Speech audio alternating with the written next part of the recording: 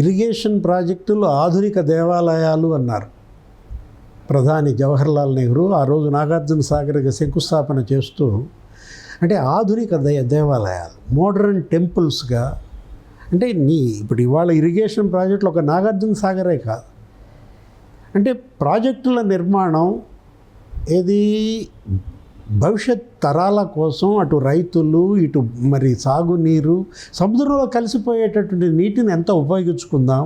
జీవ నదులు ఇవాళ ఆంధ్రప్రదేశ్, 2 తెలుగు రాష్ట్రాలకి, అటు గోదావరి, ఇటు కృష్ణ.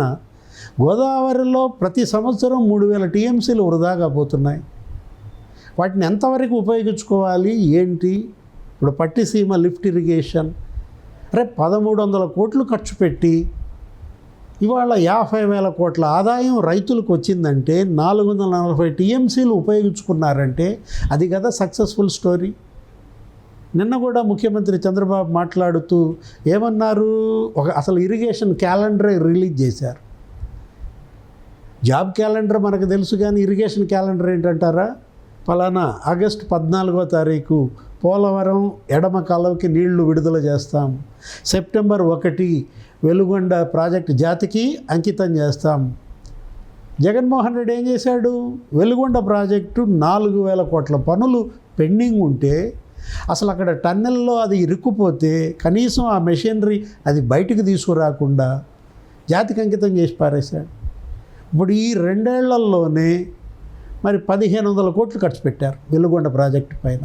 ఈ 2 ఏళ్లలోనే పోలవరం పైన 7,000 కోట్లు ఖర్చు పెట్టారు. ఈ 2 ఏళ్లలోనే మరి అసలు ఇరిగేషన్ ప్రాజెక్టుల పైన 24,000 కోట్లు ఖర్చు పెట్టారంట. పోలవరం పనులు 15% కంప్లీట్ అయిపోయాయంట. గోదావరి పుష్కరాలలోపు పోలవరాన్ని జాతికి అంకితం చేయాలన్నటువంటి ఒక పట్టుదలతో ఫస్ట్ ఫేజ్ కంప్లీట్ చేయాలన్నట్టుగా సెకండ్ ఫేజ్కి మళ్ళీ బడ్జెట్ అడిగారు. దాన్ని మరి జగన్మోహన్ రెడ్డి ఏమంటారు, ఏదో బ్యారేజ్ చేస్తున్నారు అంటాడు. సజ్జల రామకృష్ణారెడ్డి కూడా మాట్లాడుతూ పోలవరాన్ని మినీ బ్యారేజ్ చేశారంటారు. ఆ రోజు 5 ఏళ్ళు జగన్మోహన్ రెడ్డి సీఎంగా ఏం చేశాడు? పోలవరంపై ఎంత ఖర్చు పెట్టాడు? 5 ఏళ్ళు ముఖ్యమంత్రిగా అతను మేనిఫెస్టోలో ఏం పెట్టాడు? జలయజ్ఞం చేస్తానన్నాడు. చేశాడా జలయజ్ఞం? వాళ్ళ నాన్న ధనయజ్ఞం అన్న చేశాడు. నువ్వేం చేశావు? 5 ఏళ్ళు అధికారంలో ఉండి ఇరిగేషన్ ప్రాజెక్టుల మీద ఖర్చు పెట్టేది 20,000 కోట్ల. అదే 5 ఏళ్ళు చంద్రబాబు ముఖ్యమంత్రిగా 2014-19 మధ్య 70,000 కోట్లు ఖర్చు పెట్టారు. ఇప్పుడు ఈ 2 ఏళ్లలో 24,000 కోట్లు ఖర్చు పెట్టారు. పోలవరం ఈ 2 ఏళ్లలో 15% పనులు అయిపోయాయి. అంటే 90% పనులు ఇవాళ పోలవరంలో కంప్లీట్ అయిపోయాయి. డయాఫ్రమ్ వాల్ కూడా ఇవాళ నిర్మాణం పూర్తయింది. విదేశీ బృందాలు వచ్చి బ్రహ్మాండంగా అక్కడ తనిఖీలు చేశాయి. నువ్వేం చేశావు? డయాఫ్రమ్ వాల్ ముంచేశావు. గైడ్ బండ్ దెబ్బతీశాడు జగన్మోహన్ రెడ్డి. ఏమని చెప్పాడు ఆ రోజు? రివర్స్ టెండరింగ్ అన్నాడు. మొత్తం రివర్స్ చేసి పారేశాడు. అసలు కన్స్ట్రక్షన్నే రివర్స్ చేశాడు, డెవలప్మెంట్నే రివర్స్ చేశాడు. కాగ్ తిట్టొదులు పెట్టింది. ఏది? రివర్స్ టెండరింగ్ వల్ల ఇతను 750 కోట్ల లాభంగా అది చేకూర్చింది, 900 కోట్ల నష్టం చేశాడు పోలవరానికి అని చెప్పి.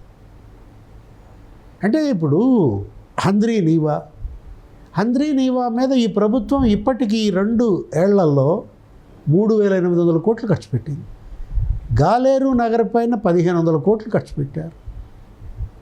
అంటే ఖర్చు పెట్టిన ప్రతి రూపాయి ఇవాళ సద్వినియోగం కావాలి. శరవేగంతో పనులు జరుగుతున్నాయి.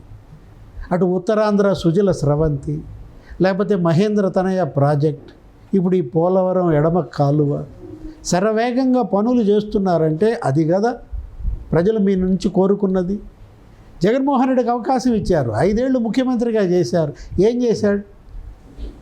నిన్న విశ్వేశ్వరరెడ్డి చెప్తున్నాడు, వైసీపీ మాజీ ఎమ్మెల్యే వీళ్ళేదో రాయలసీమ లిఫ్ట్ ఇరిగేషన్ మీద రౌండ్ టేబుల్ కాన్ఫరెన్స్ పెడితే నెల్లూరులో వాస్తవికత, ఒక రియాలిటీ, నిజం మాట్లాడాడు. ఏది? వైసీపీ మాజీ ఎమ్మెల్యే అయినా కూడా ఏమన్నాడు? అభివృద్ధి విషయంలో కూటమిని బ్లేమ్ చేయలేం.